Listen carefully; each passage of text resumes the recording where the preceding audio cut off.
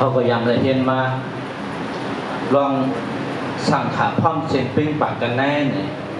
เป็นอันเดียวเป็นอันจ้าอันเดียวเนี่ยพระเป็นเจ้าพ่อไว้สุขสังฆสัสมกิสมัครนังตะบอสุโคเนี่ยพุทธาพระเป็นเจ้าสังใบจริงอันเจ้าพ่อเนี่ยพุทธาพระเป็นพ่อไว้อันบริหารเนี่ยเกาปลาเนี่ยลองพร้อมเสียงปิ้งปากก่อนมันจะว่าหมายถึงทางอันขนาดข้ายืนยันเนี่ยรักทานสองอันไม่ขัดบอกว่าพุทธาพระเป็นเจ้าไม่นั่งรับหนาเรียนลองพร้อมเสียงปิ้งปากผมว่าวันเมื่อไหร่เนี่ยเจ้าขาเป็นสังถึงเบื้องในความเสียงเป็นปากกันเองจำหนังภายในตัวนั้นเหตุการณ์เหตุงานมาตั้งหลังปองเป็นไรก็หมักกำแพงจำหนังยังดังพูดเนี่ยเหตุมาเนี่ยผมว่าเขาขาความเสียงเป็นปากกันมาเมื่อหน้าถ้าไปก็เขาขาอะไรความเสียงเป็นปากกันกว่าแท้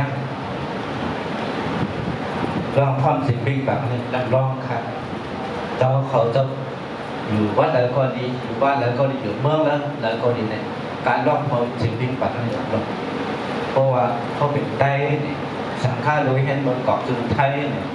มันบาไทยเมืองนั้นเมืองนี้มันคือบาไทยเจ้าสังฆาได้อยู่เจ้าวัดมาอยู่วัดอันนั้นอันนี้เหมือนกันยากที่จะก็เสียเป็นอะไรเขาเป็นสังฆาโดยเห็นบนเกาะจุนไทยเนี่ยเขาเลยความสิ่งปิ้งแบบอย่าอะไรนี้คนดังบอกมาสิมายมเขาขาดอย่าแยกกันอันนี้เขาหักกันค่ะยีเสียหลงกอดคอกันไปเนี่ยหักกันเนี่ยสามัคคีกันไปค่ะ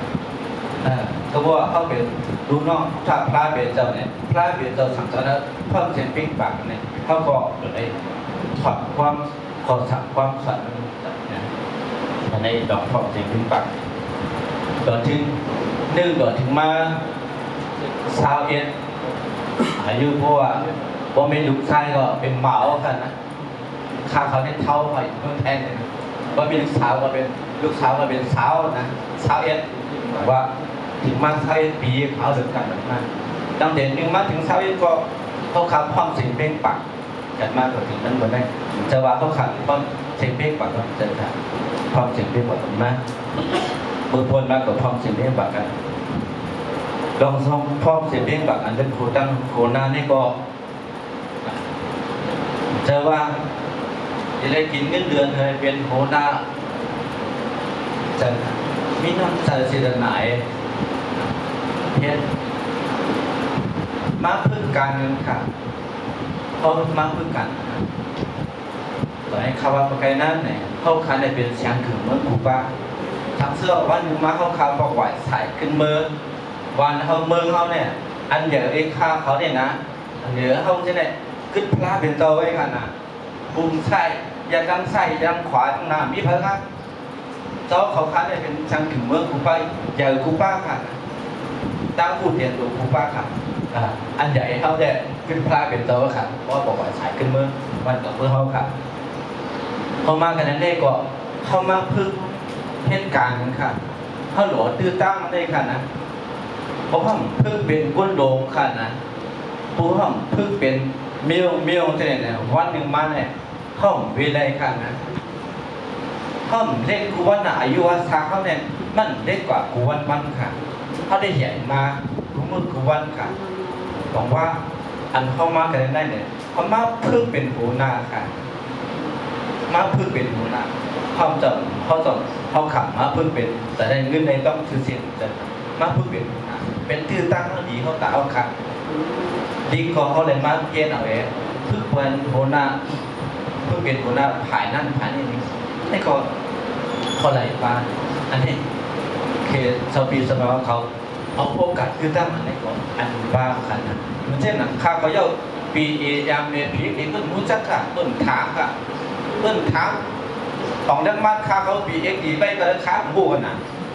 ก็กับอันหลังรองสีคนได้เนี่ยเหตุการณ์นะคะเหตุการณ์ปัน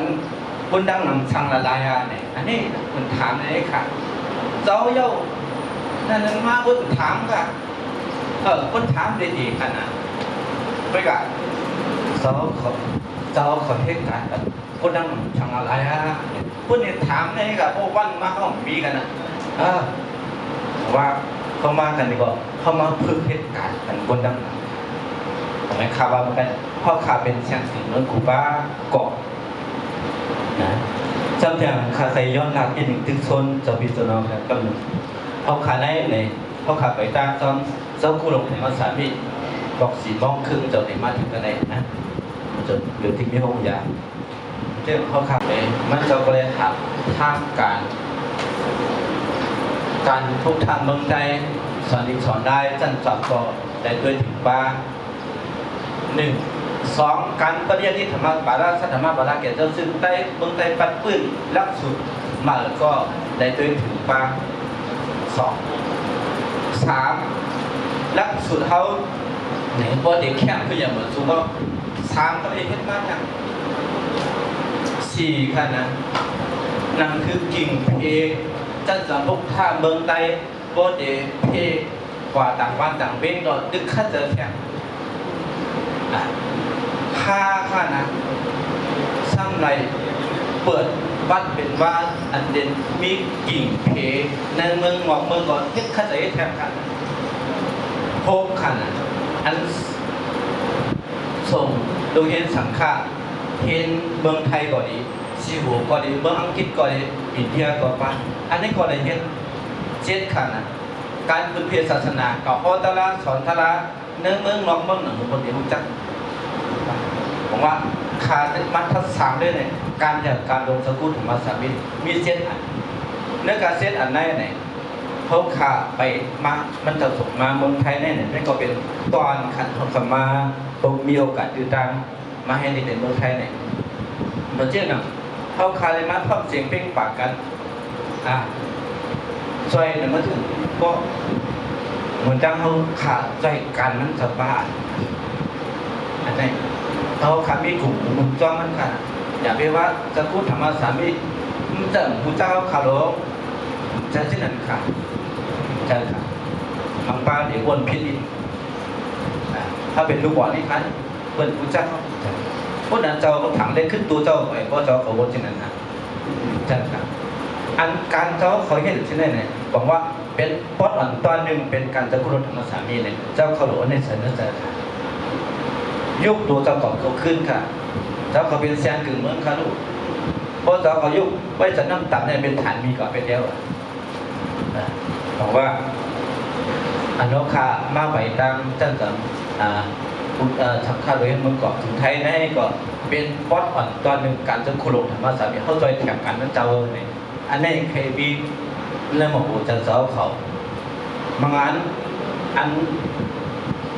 ถูก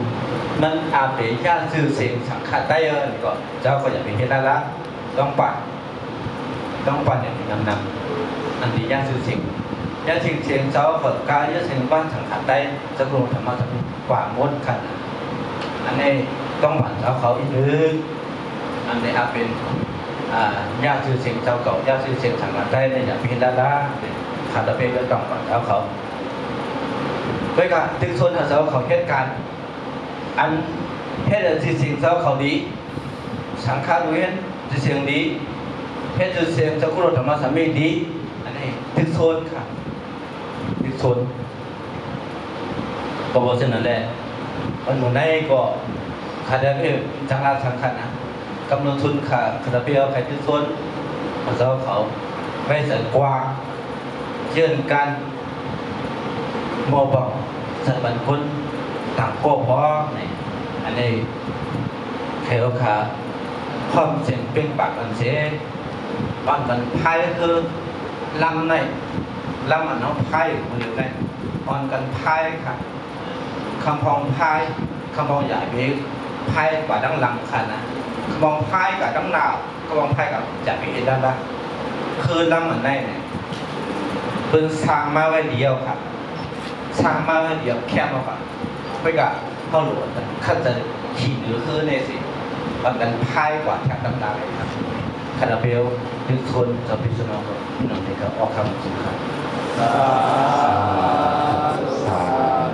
สาธุ